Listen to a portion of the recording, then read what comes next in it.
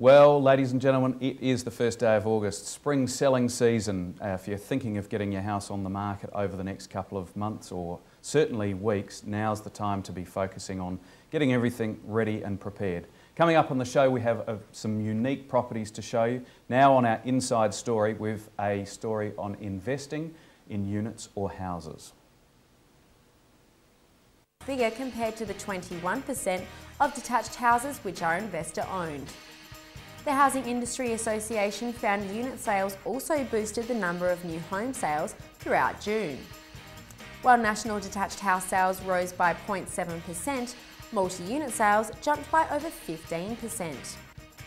The predominant reason for this is price points, where on average in Adelaide, units are 16.8% cheaper than the average house price. Another contributing factor is that rental yields are higher for units, where across the combined capital cities, unit yields are 4.9% compared to 4.2% for detached houses. And finally, units are also located in more popular positions where renters and owner-occupiers are attracted to how close unit developments are to working precincts and transport.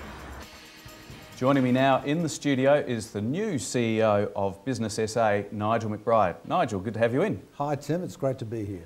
Excellent. Nigel, perhaps if we could get started with a little bit of background on yourself. Sure.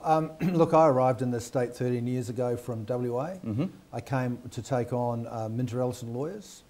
I had a great time for the last 12 years building it to be the largest law firm in the state, and opened a Darwin office and opened a credit management company and did all kinds of things. We had nearly 300 staff.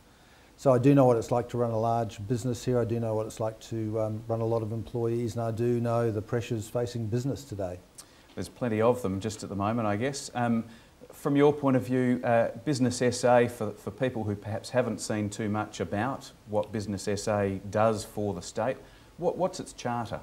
Look, its charter really, put simply, is to make this state a better place to do business.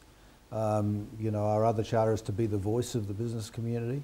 So we do everything from lobbying federal, state and local government on key issues for business, all the way through to providing a wide range of member services, workplace relations, occ health and safety, training. We have a huge, we're a registered training organisation, so we would be one of the larger training organisations in the state, apprenticeships, traineeships.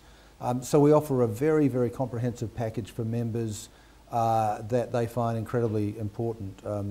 So we're delighted that not only are we a lobbying organisation and the voice of business on key issues that will affect business, but also down at a granular level we can help businesses run better. Well, I'm learning something right now, because I didn't realise there was quite such a depth of training and the like involved as well.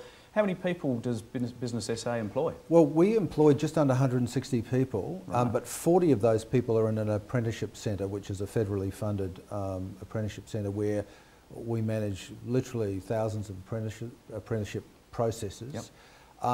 We have obviously a strong services group, which I mentioned, workplace relations, on health and safety, training. So it's a very substantial organisation, and I think that reflects the breadth of services we provide our members. Yeah, absolutely. I guess moving forward, you're taking on the role, what, now? 4 weeks. 4 weeks. Yep. Right. Okay. Yep. Very fresh. Yes. So some great fresh ideas coming into the mix from your point of view. What's on the horizon? What do you have in your sights? Look, at the moment you're probably aware that it is tough out there in business now. We're delighted that business confidence in the last survey has come up. Yes. But we know that retail's under pressure. We know that consumer confidence is a bit down. So our job is not only to lobby on key issues for business, but also to make sure that we're getting the information out there that will support business confidence and consumer confidence. As a new CEO, I'm going to be doing a lot of listening to key members, stakeholders, meeting with cabinet ministers, obviously, meeting with the Premier, meeting with the opposition, meeting with my colleagues in other business organisations. So it's a very busy time, but there are so many opportunities for us as a small state to align on matters and get it better. So I'm looking forward to, as I said, doing a lot of listening, but already my team have got some great ideas. Excellent. Anything that you want to throw out there? Some breaking news for us here on TOOP TV? Breaking news on TOOP TV, probably nothing I can release today, except to say that we're excited about a new set of membership services we'll be providing, and we really are getting some traction in some key lobbying areas. For example, the work health and safety harmonisation, we've had a lot of input into that, and we want to work very closely with employers across South Australia who will be facing what is a different regime, quite onerous fines. Yes. A lot of people are unprepared for work health and safety. We're not only lobbying on their behalf to get the best outcome we can, but also we're going to be providing a lot of hands-on services to help them where we can adjust to what we think is going to be a new regime from early next year. Okay, and I guess what would be important from my point of view, if I was sitting on the other side of the television screen and saying, okay, I hear what you're saying, I like what's being discussed here, I'm not a member. Who should be a member and how do they become one? Look, you know, from my point of view, any employer who's really should consider being a member, and any business should be being a member, because at the end of the day, that membership supports our ability to have our 5-person policy and research team go into bat for them. Right.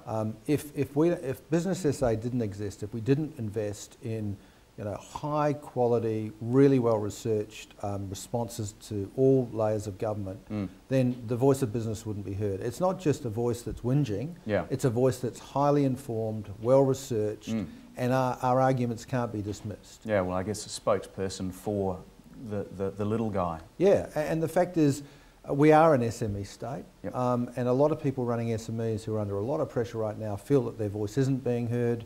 It's very hard for them to get above the noise or to have access. On their behalf, we've got access to the highest levels of decision making. We're there for business, and I would say to any business who's not a member, please give us a call.